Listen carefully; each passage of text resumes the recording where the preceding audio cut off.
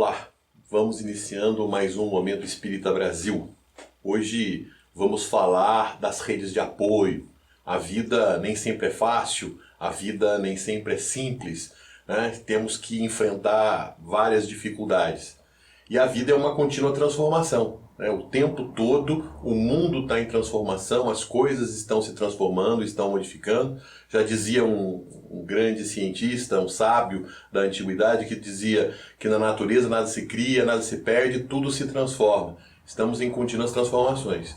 Então nós vamos nos acostumando, vamos nos acomodando a uma determinada estrutura de vida e de repente algo acontece nos tirando da zona de conforto, nos exigindo a mudar, a nos transformar, e a gente muitas vezes chama isso de crise, né? E como é que a gente faz para lidar com essas crises? Então, muitas das vezes a gente se baseia em redes de apoio, naquelas pessoas que nos ajudam, nos nossos amigos, nas pessoas que nos servem de sustentação. Para falar um pouco sobre essas redes de sustentação, essas redes de apoio, esses grupos de apoio, nós vamos falar com o Dr. Fábio, né? O Fábio Gonzaga, médico, otorrinolaringologista, espírita, presidente do Centro Espírita Antônio Martins, palestrante do Centro Espírita Diógenes de Medeiros, né? Para falar sobre um projeto que ele desenvolve lá no Centro Espírita Antônio Martins, chamado Amor Exigente. Bom dia, Fábio. Tudo bom? É uma grande satisfação ter você aqui, né, para falar do Amor Exigente e com certeza espero ter você outras vezes aqui para a gente conversar mais sobre a doutrina espírita. Fábio, o que é o Amor Exigente? Bom, Marco, primeiro agradecer a você a oportunidade.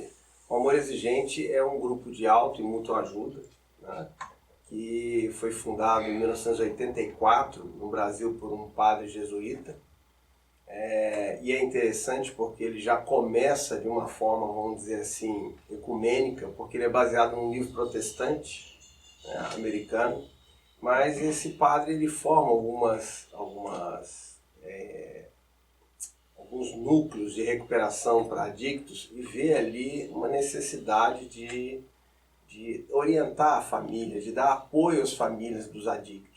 Ele percebia que os adictos se recuperavam, mas a família não conseguia mudar determinados parâmetros, determinados comportamentos, que na verdade, muitas das vezes, o que a gente chama de disfunções familiares, que muitas das vezes precipitavam o adicto novamente no quadro.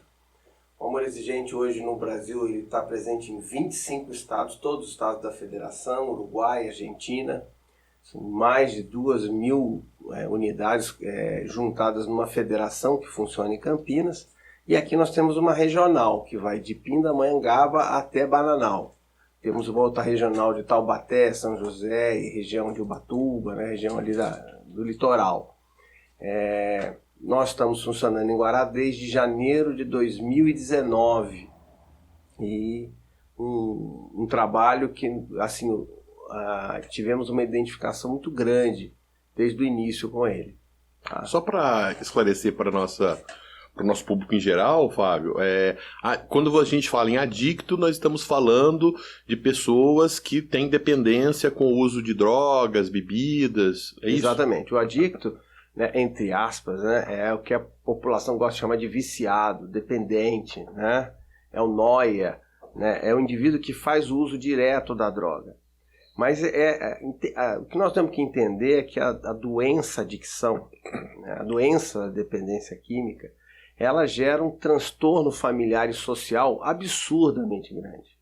Esse, inclusive, foi o motivo pelo qual a Casa Espírita acabou se englobando dentro desse quadro. O Amor Exigente ele é plurirreligioso, né, ele não adota nenhuma religião, tanto que funciona em Guará, no Centro Espírita, Antônio Martins, na Álvares Cabral, ali 374, em frente à Fraternidade, no Campo do Galvão.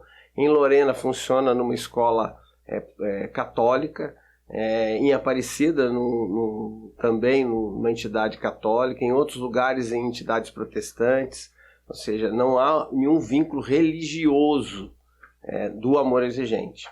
Mas a Casa Espírita, né, ao fazer o atendimento fraterno, receber as pessoas vendo a problemática da droga como uma problemática social e familiar. Então as pessoas vão pedir prece, oração pelos seus adictos, na vontade de que eles se libertem do vício. Eu tenho certeza que é o mesmo que acontece em Aparecida do Norte, na Igreja Católica, na Canção Nova. Os familiares vão em busca dessa intervenção divina, vamos dizer assim, para que o adicto saia. E nós tivemos a oportunidade de conhecer uma pessoa, a Ângela, inclusive, que frequenta o grupo, que conhecia essa proposta do Amor Exigente. Então, no ano de 2018, nós juntamos os voluntários da casa e tínhamos essa proposta de estudar esse trabalho. E esse trabalho teve uma identificação muito grande com a Casa Espírita, porque ele fala em autodescobrimento, ele fala em mudança de comportamento, em reforma íntima de uma forma geral, que é o que a doutrina espírita, no final das contas, nos propõe como proposta de vida realmente. E aí, em cima disso, foi trabalhar para que nós não fizéssemos jamais um trabalho doutrinário, mas um trabalho isolado, tanto que o Amor Exigente funciona num sábado, né, de 16 às 18 horas, seguindo o padrão da Federação do Amor Exigente, e em momento nenhum ali se fala em espiritismo, em doutrina espírita. Se propõe a fazer aquilo que o Amor Exigente nos coloca, que é trabalhar os 12 princípios básicos, os 12 princípios éticos, a responsabilidade social e a espiritualidade pluralista. E como é que funciona, Fábio? Como é que é a reunião? Eu chego lá, eu tenho que conversar com alguém?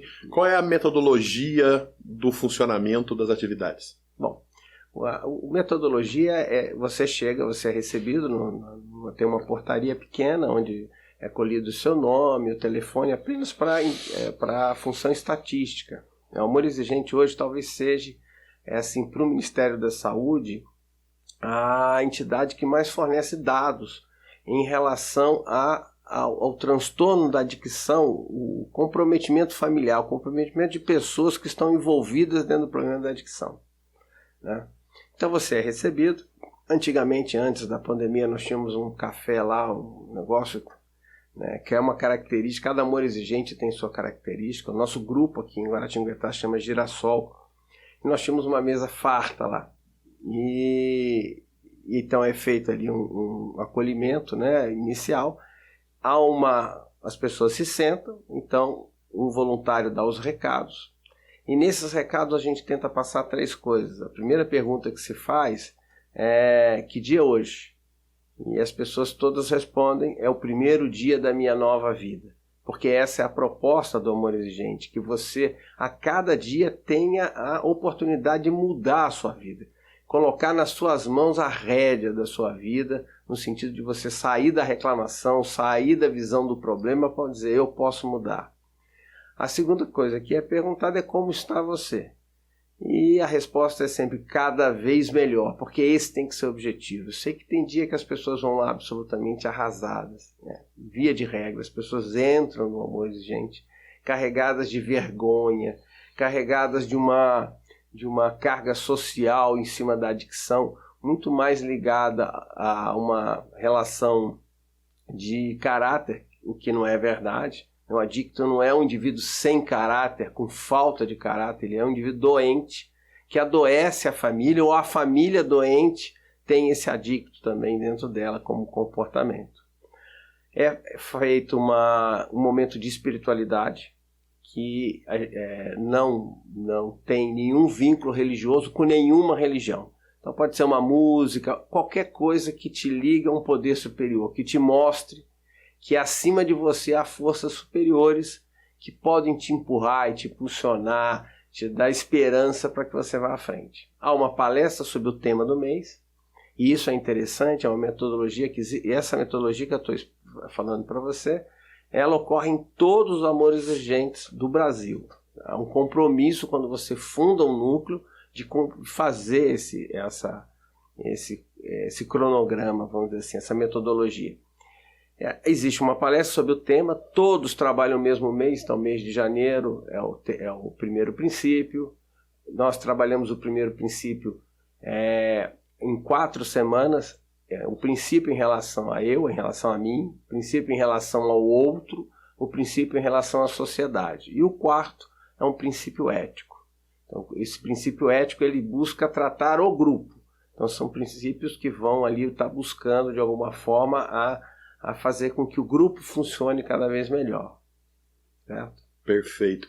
Fábio, você estava falando aí, né, o grupo voltado para os adictos, voltado para a família dos adictos, tem ali então o acolhimento, você tem ali um momento de espiritualidade, cada um, né? Uma coisa é religião, outra coisa é espiritualidade.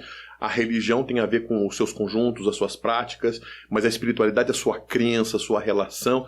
E o momento de espiritualidade é esse momento onde a gente se liga com o ser superior. Perfeito. E cada um seguindo a sua crença e respeitado esse processo. Aí você diz que tem a palestra, tem os princípios éticos e tal.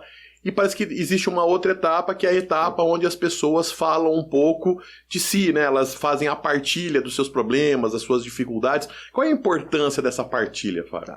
Essa é a sequência. Então, dali, quem é a primeira vez vai para o grupo de acolhimento, onde vai ser explicado a proposta do amor exigente.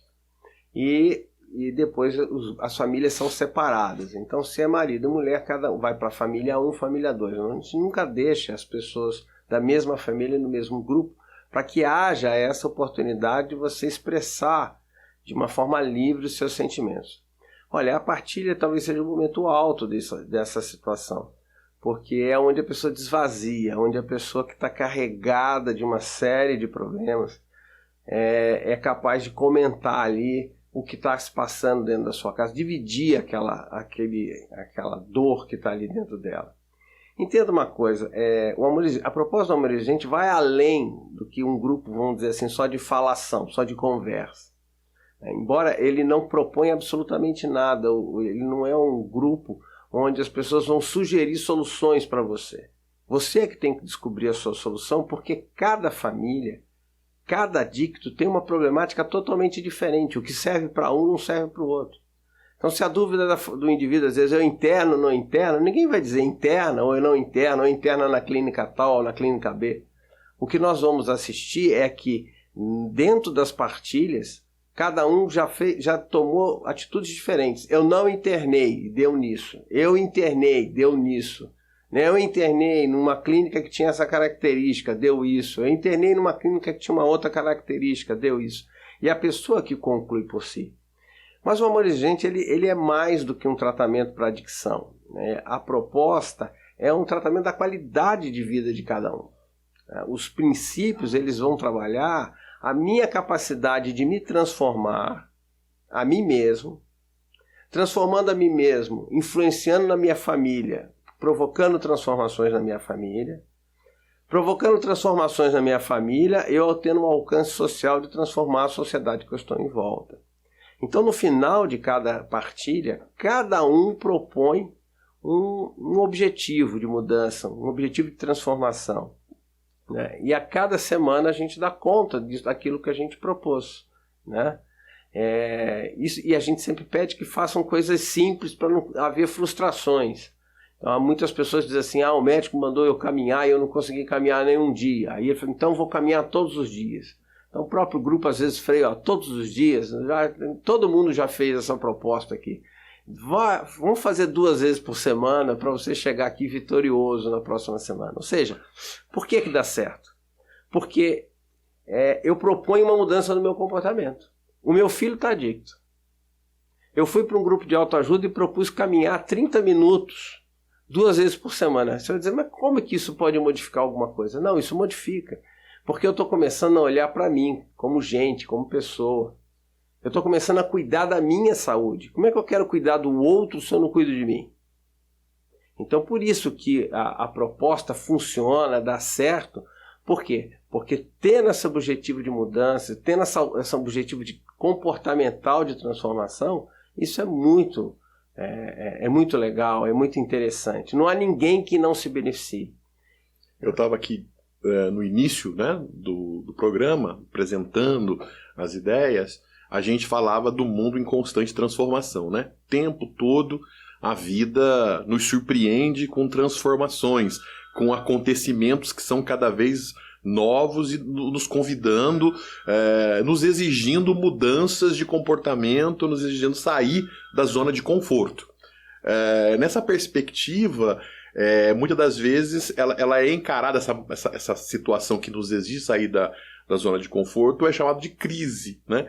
E a nossa vida ela tem momentos, então, daquele conforto, onde a gente está acostumado a fazer as coisas que a gente sempre fez, mas existem os momentos de crise. Então, ligado ou não às drogas, ligado ou não ao consumo de álcool ou qualquer outra coisa, tem os momentos de doença, tem os momentos de frustração porque a gente queria conseguir alguma coisa e acabou não conseguindo, ou às vezes porque a gente de repente andou, chegou num certo nível e parece que não tem outros desafios, enfim, são muitas, é uma separação, é um divórcio que a gente não estava preparado para enfrentar, às vezes um fim de um relacionamento, enfim,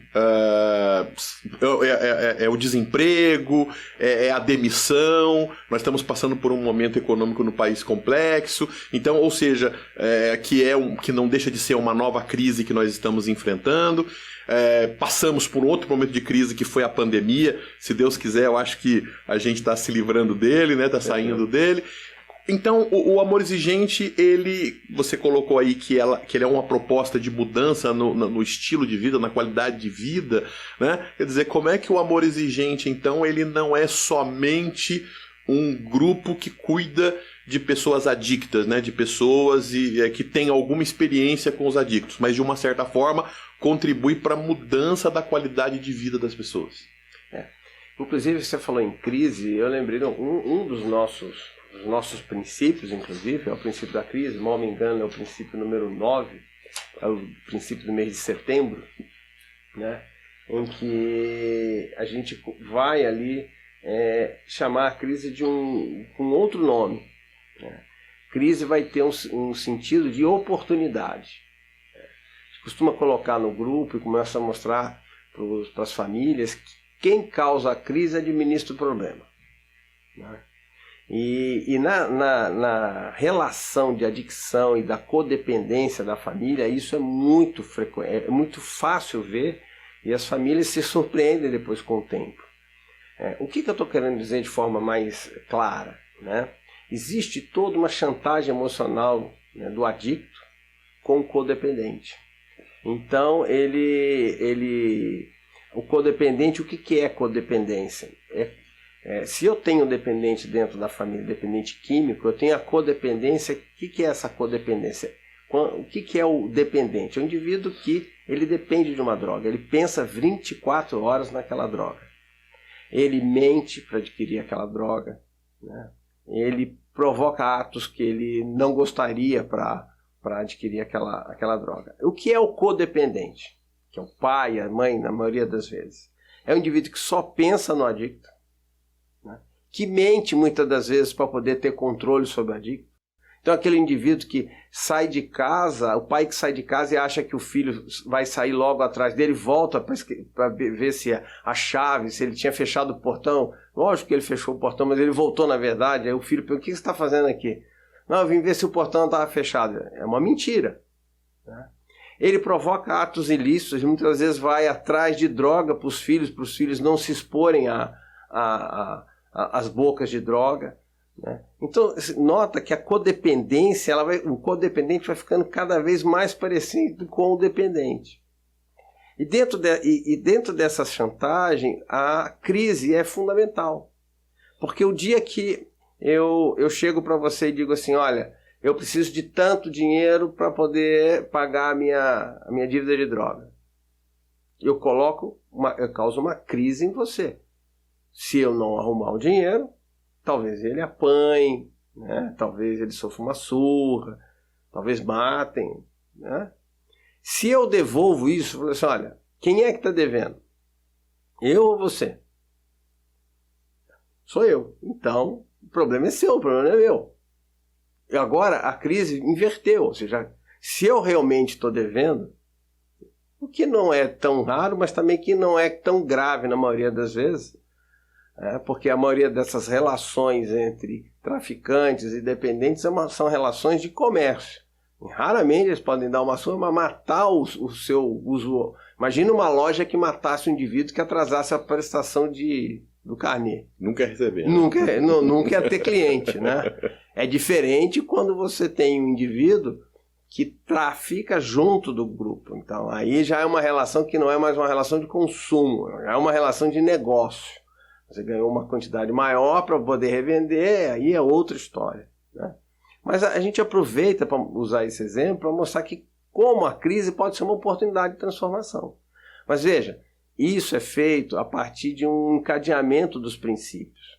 O primeiro princípio, que são as raízes culturais, é mostrar da onde, porque quando acha a droga dentro de casa com o filho, a primeira pergunta que os pais fazem é assim: onde foi que eu errei? O sentimento de culpa ele absorve o indivíduo, ele empurra o indivíduo. Né? Por isso que o amor é exigente. Né? Porque o nosso conceito muitas vezes no amor é aquele amor romântico, aquele amor que renúncia total, aquele amor que se você for para o fundo do poço eu vou junto. Né? Se você se afundar eu afundo junto com você. Ou seja, não é um amor que traz esperança nem para o indivíduo que está se afundando e nem para aquele que vai afundar junto. Né? O amor exigente, a proposta é diferente. A proposta é dizer assim: olha, eu gosto de você, eu amo você, mas eu não aceito esse comportamento. Porque esse comportamento ele está implicando na redução da sua vida, da sua expectativa de vida, da sua qualidade de vida, do grupo onde você está. Né? Então, esse amor no sentido de exigir, é exigir isso. Né? Não pode ser um amor incondicional. Né? E assim, fazer as famílias despertarem para isso é um processo que começa lá nas raízes culturais, onde a gente mostra: olha, como é que é a sua família? A minha família é uma família recatada. E a sua esposa? A minha esposa faz festa até para carro de gás quando passa na rua. A gente faz uma festa dentro de casa. E a festa tem o quê? A festa tem que ter bebida, a festa tem que ter isso, tem que ter aquilo. Né? Então a gente começa a mostrar que são gatilhos, são comportamentos que vão ao longo das estruturas familiares, pegando indivíduos predispostos, às vezes até geneticamente mesmo algumas dependências, vão levar o indivíduo facilmente para um processo de adicção. Você falando, a gente tem passado por uma situação muito difícil, né, Fábio? A vida tem sido cada vez mais complexa, mais difícil. As cobranças sociais, né? Nós vivemos num mundo globalizado, um mundo de concorrência. Você antigamente abriu uma loja, um comércio, alguma coisa toda, você olhava para a rua, para o bairro, para saber se tinha um concorrente com você. Hoje em dia você tem que olhar para o mundo a sua concorrência, porque pela internet você pode comprar um produto da China. Você está concorrendo com o indivíduo da China, dos Estados Unidos, porque basta você entrar na internet e você compra qualquer negócio. Então, a necessidade da inovação, a necessidade de ser competitivo, e detalhe, né, você ouve hoje a escola falar em dar competências, desenvolver competências, ou seja, a ideia de competitividade, ela está muito presente, e isso pressiona jovens, né? Então a gente viu muito falar sobre jovem com depressão, e às vezes o pai, você fala muito de suicídio. O Brasil, infelizmente, é campeão, né? Nesse tipo de campeonato aí, que a gente pode dizer, né? De casos de suicídio juvenil, né? E os pais às vezes não sabem muito bem o que fazer, né? Então, deslocando um pouquinho a questão das drogas, mas colocando aí como um desafio de vida, e às vezes a gente não sabe o que fazer, o amor exigente também pode trazer uma contribuição nesse sentido, né? No sentido da gente olhar determinadas formas de comportamento e perceber que às vezes, mesmo não querendo pressionar, nós pressionamos, nós acabamos criando uma pressão pro filho, pra filha, né? Nessa busca de atingir metas e tal, às vezes por amor a eles, por esse desejo que eles sejam felizes e tal, a gente acaba adotando um princípio que não é o que a gente quer e que tem raízes, né? Raízes culturais, raízes no hábito, e que o amor exigente pode ajudar a transformar, né? Com certeza. O segundo princípio nosso é é recolocar os pais no lugar dele. Então os pais também são gente, né? Então os pais têm que começar a se olhar como pessoas também que têm direito, né? Pais e filhos não são iguais, ou seja, toda uma estrutura, a estrutura de uma empresa, a estrutura de uma escola, a estrutura de uma universidade, ela tem que ter uma hierarquia, né? E essa hierarquia, ela faz com que essa estrutura funcione bem, né? Que ela seja eficaz no seu objetivo. E a família também é uma estrutura que precisa ser eficaz no seu funcionamento, né? Nós temos o princípio de colaboração lá na frente, onde a família, né, o indivíduo não é um monte de gente debaixo de uma mesma casa. Cada um tem que ter sua função. O filhinho tem que lavar o prato, a filhinha tem que ajudar a arrumar a roupa de cama, cada um tem que arrumar o seu quarto, né? Os pais não são escravos dos filhos. Então, essas são as grandes disfunções que a gente observa, que o amor de gente vai trabalhar dentro de cada um e cada um vai se rever dentro disso, qual a sua atitude. O que ele faz que realmente, achando muitas vezes que está ajudando o filho, contribuindo com o filho, ele está criando uma pressão. Então ele põe o filho no inglês, ele põe o filho no judô, ele põe o filho na natação, ele põe o filho com aula de explicador, ele põe o filho num curso extremamente exigente. O que ele está falando na verdade? Eu quero que você seja mais do que um simples filho, eu quero que você seja um filho super filho. Então eu vou gastar. E assim, não existe dar sem cobrar. Se a gente dá, a gente cobra. Mesmo que a gente nunca tenha falado isso, nunca tenha exprimido isso em forma de palavra. Porque é um princípio do mundo. É um princípio do mundo. Tá subentendido. Subentendido. Se eu te dou, você se sente na obrigação de retribuir. Daí a palavra obrigado, né? Exato. A palavra me sinto obrigado a fazer, a retribuir. Exatamente. E muitas das vezes o indivíduo não dá conta. E quando ele não dá conta, isso cria determinadas alterações que ele vai buscar escapes, ele vai procurar fugas. E essas fugas, o primeiro sentimento talvez seja o sentimento de ansiedade, Marcos, sabe, nesses adolescentes. E esse sentimento de ansiedade, às vezes, que os pais não conseguem valorizar. Então é aquele adolescente de 15, 16 anos que está assim, desesperado porque ele vai a uma reunião, alguma coisa, e ele está muito preocupado com uma opinião de alguém ou do grupo, e que às vezes a família não valoriza aquilo, e aquilo na verdade é a expressão de uma ansiedade absurda, de uma autocobrança muito grande. E às vezes perde a oportunidade de procurar um psicólogo, um psiquiatra para fazer uma investigação se aquilo é mais profundo ou não, e acaba às vezes achando na droga, uma droga de entrada, o álcool, né, que é sempre a maior parte das drogas, o álcool, a maconha, que é as drogas de entrada, um lenitivo para aquela ansiedade, para aquela dor. E às vezes ali desembesta tudo, ali às vezes a coisa perde. Então o Amor e Gente vai trabalhar as famílias nesse processo para ela entender, né, que nós não erramos no sentido de sentirmos culpados, mas nós somos responsáveis por determinados comportamentos, na maioria das vezes superprotetores demais, né? Nesse amor renúncia, nesse amor por tudo, né? Que faz tudo pelo outro e que muitas vezes, na verdade, fragiliza o outro. Porque quando eu faço por você, eu digo que você é incapaz de fazer. Né? O amor é um conceito complexo, né, Fábio? Ela virou uma palavra muito fácil de se dizer, mas é um sentimento difícil de sentir, né? E quando você ama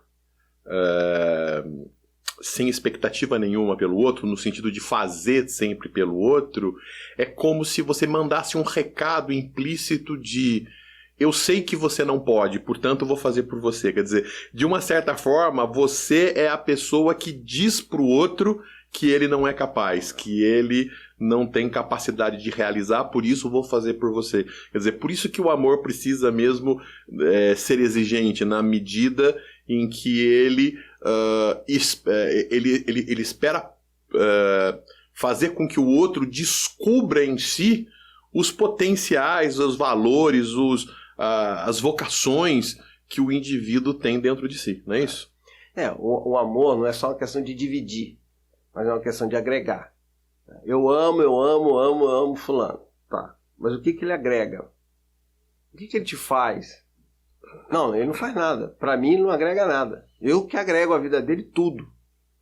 Então, esse é o grande problema, né? Porque é exatamente o que você falou, eu coloco o outro numa situação abaixo.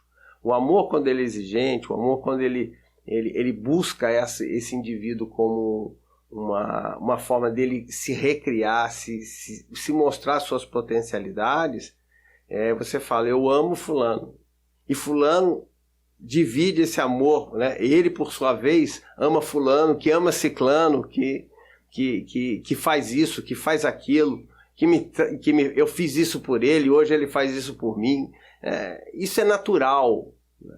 Não é que nós vamos criar um amor em que tenha uma planilha de gastos, não é isso? Sim. Mas implicitamente é o que nós estávamos falando. Né? Se a gente dá sem desmedida, se dá sem uma noção de que o outro precisa ser valorizado como pessoa, como gente, isso fica difícil.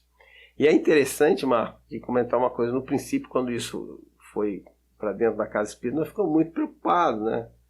Assim, como é que a gente vai agregar aqui esse movimento social dentro de uma Casa Espírita, né? Primeiro pelo preconceito que ainda o Espiritismo tem no Brasil, né? Embora já foi muito pior, mas ainda existe. Mas a proposta é uma proposta muito interessante, né? É uma proposta de renovação, de transformação, de reflexão sobre os sentimentos, que é uma proposta muito espírita também, da doutrina espírita, como objetivo, de transformar o indivíduo, de mudar o indivíduo. Allan Kardec fala de que educação é o conjunto de hábitos adquiridos, quer dizer, mudar hábitos, estabelecer metas, procurar a cada dia estabelecer a prece inicial, né? A prece do dia é estabelecer uma meta, e essa meta a gente procurar, né, cumprir durante o dia, chegar à noite e perguntar, será que eu cumpri aquilo que eu estabeleci no início? Quer dizer, o que Deus quis de mim hoje? Quer dizer, ele tem uma meta para mim, ele tem um objetivo de vida para mim, e eu consegui atingir isso, e isso tem um pouco a ver com a prece final que o Amor Exigente faz, né? Quer dizer, no final o Amor Exigente faz uma prece. Que prece é essa, Fábio? É uma prece em que a gente vai buscar o poder superior, não vai denominar Deus, Jeová, ou seja lá quem for, em que a gente vai expressar que a gente entende que a única coisa que a gente consegue mudar é a nós mesmos. E a gente pede força a esse poder superior que nos ajude a diferenciar o que eu posso mudar daquilo que eu não posso mudar. O que eu não posso mudar, a princípio? O outro. Todo mundo chega lá, Marco, no Amor Exigente, com a proposta, e aí também há uma coincidência, todo mundo chega na Casa Espírita para tratar do outro, do marido, do pai, do filho. No Amor Exigente também todo mundo chega para tratar do outro. O problema é o adicto, o problema é o indivíduo dependente, né? E, na verdade, a proposta tem que ser de mudança de si mesmo. Você tem que mudar a si mesmo em primeiro lugar. Essa tem que ser a proposta. A partir disso, a partir da mudança do seu comportamento, isso vai fazer influências dentro da estrutura familiar. Muitas das vezes o adicto vai lá, passado algumas semanas, meses que os pais estão lá, e que esses pais mudaram o comportamento dentro de casa, ele vai lá conhecer o que aconteceu. Por que antigamente eu tinha um acesso tão fácil a tudo que eu queria, e agora estão começando a criar regras, estão começando a criar... Eles estão eles estão criando obstáculos, estão se distanciando um pouco de mim, distanciando não no sentido físico, mas no sentido emocional de poder ver o filho como filho e o drogadito como drogadito. Ou seja, eu tenho meu filho e tenho meu filho com adicção. O que eu não quero é adicção. Meu filho é uma pessoa em que está crescendo, está evoluindo, em que eu tenho que incentivar, ajudá-lo no que for possível, né? Mas não incentivar a adicção, tem que ajudar o filho. Separar essas duas coisas, esse distanciamento é para poder enxergar que esses são indivíduos, o filho doente tem uma doença e eu não posso alimentar essa doença. Porque ele é um indivíduo mais complexo do que só a dependência química que ele, naquele momento, naquele instante, ele está apresentando.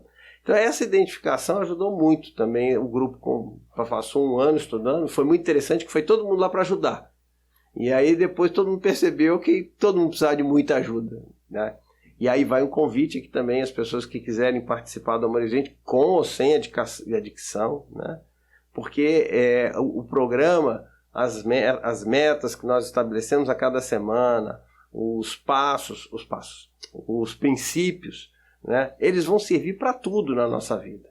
Para relação conjugal, tanto que vários subgrupos saíram do Amor e Gente, né? Grupo de terceira idade, grupo de família, né? Dos cônjuges, né? Com a questão da violência conjugal hoje muito grande, então o Amor e Gente também viu como atuar nessa área, fazendo famílias de cônjuges, né?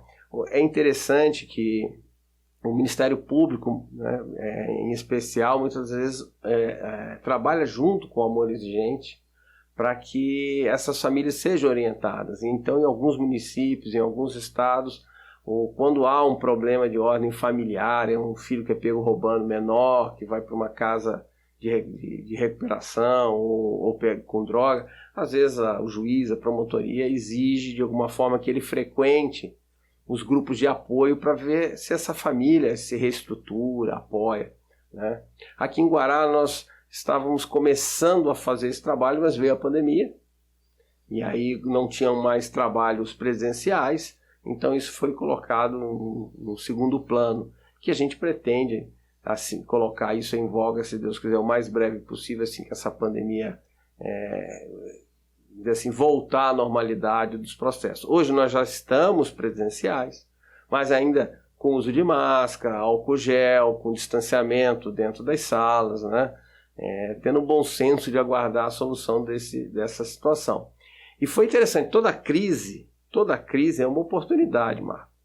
A pandemia foi uma crise em que nós vimos a oportunidade, vimos no primeiro momento a extinção do Amor Exigente. Porque se eu preciso da partilha, se eu preciso da palestra, se eu preciso ser recebido sem estar com as pessoas lá, como é que eu vou fazer isso?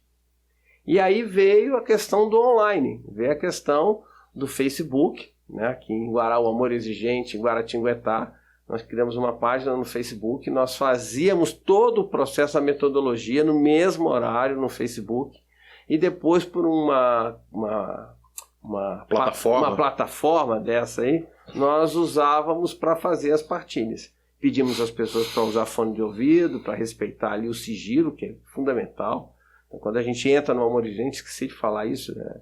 O sigilo é fundamental, o que eu ouço aqui, o que eu vejo aqui, quem eu vejo aqui permanece. Ele não é um grupo anônimo, mas o sigilo é uma forma de respeito que eu manifesto a dor do outro que vem ali confiando em mim partilhar as suas dores. Então, esse foi o processo. E foi fundamental, porque eu acho que o Amor Exigente, nós tínhamos uma frequência de 25, 30 pessoas, por exemplo, presenciais. Chegamos algumas vezes a 50, 60 pessoas. E no online, às vezes, nós tínhamos ali 200, 300 pessoas assistindo aquelas palestras a posteriores, não no momento da partilha. Mas a gente vê o alcance que isso teve, né? De alguma forma ajudou, facilitou a divulgação do trabalho. Algumas famílias que chegam hoje lá, chegam através de procurarem na internet alguma coisa sobre o Amor Exigente, clica Amor Exigente Guaratinguetá e aparece o Facebook, aparece o endereço, aparece as palestras, aparece todo o trabalho metodológico que existe lá na plataforma e a pessoa acaba nos alcançando, chegando até nós. Perfeito. Fábio, a gente está chegando ao fim do nosso programa. Eu queria falar com você agora sobre o Antônio Martins, né, o Centro Espírita, né? O Centro Espírita tem muitas demandas, uma dessas que vocês trabalham é o Amor Exigente, mas tem as outras demandas do Centro Espírita, do Antônio Martins. O que você podia nos contar sobre o Antônio Martins? Olha, o Antônio Martins é uma casa fundada aqui em Guará em 1957, né? Casa antiga, e ela o objetivo dela é a divulgação da doutrina espírita, um estudo da doutrina espírita como uma forma de realmente alavanca de transformação e modificação do indivíduo. Começamos há uns 2 anos, junto com a pandemia, praticamente em janeiro de 2020, um trabalho dos estudos da série psicológica da Joana de Ângeles. Infelizmente caiu no meio da pandemia, houve uma certa dispersão do grupo, mas o estudo ficou online, depois voltou presencial, reinicia agora em 15 de janeiro, aos sábados, 2 horas da tarde, lá no Antônio Martins, onde a gente vai... É aí que eu falo da identificação da doutrina com o amor exigente, né? Todo esse trabalho da Joana de Ângeles é um trabalho de autotransformação, de releitura do Evangelho de Jesus num aspecto psicológico, mostrando que Jesus foi muito mais profundo nas suas propostas. Perdoai, não 7, não 70 vezes, né? Não 7 vezes, mas 70 vezes 7. Era uma proposta muito mais profunda do que só um jogo de palavras, né? Tinha muito uma questão íntima de perdoar-se a si mesmo, né, de ter essa conotação. Então, reler tudo isso nessa visão das obras psicológicas de Joana de Ângeles faz a gente repensar nós mesmos, as nossas posturas de vida, os nossos comportamentos, né? Só que busca de uma forma diferente, busca eu entendendo o processo, eu provocar a transformação. O amor exigente ele é mais rápido, ele é mais bervilhando, ele chega, olha, muda, o que você precisa mudar? Então muda. Ao longo do tempo você vai entender o porquê que você precisou mudar. Mas se você já tem a consciência de que isso te atrapalha, muda, né? Então essa identificação foi grande. Com o tempo nós conhecemos... O Antônio Martins também realiza um trabalho de estudo mediúnico, também às quartas-feiras, né, de estudo da mediunidade, e um estudo de palestra, às terças-feiras, às 19h30. Essas palestras são palestras sempre baseadas no Evangelho, onde há o acolhimento das pessoas que chegam. Então, é o que a gente chama de atendimento fraterno. A pessoa vem, o que você veio fazer aqui? Eu queria conhecer a doutrina espírita. Que bom que você veio. Que interessante, qual é a sua perspectiva aqui, o que você quer? Às vezes não, às vezes, olha, eu estou com um filho adicto, eu queria que vocês fizessem prece, pedisse aos mentores espirituais para auxiliar, ajudar. Aí às vezes a gente pode relacionar ao amor exigente, pode pedir às pessoas para continuarem orando, fazendo suas preces, né? Ninguém vai negar isso a ninguém, mas foi nessa perspectiva que surgiu o amor exigente, ou seja, a gente observou não só no Antônio Martins, Jorge Medeiros, na Fraternidade, na frente, que as grandes demandas eram demandas ligadas à adicção, à dependência química, que é uma epidemia, né? Nós temos a epidemia do coronavírus que nos transtorna, mas temos uma outra que é a das drogas, que é muito mais longa, né, destrutiva no seu alcance, em que nós precisamos também... Não é só usar, para adicção não precisa só da máscara, precisa de mais coisa, né? Precisa realmente mudar o comportamento individual de cada um, para mudar o comportamento da família e com isso conseguir mudar a estrutura do tecido social.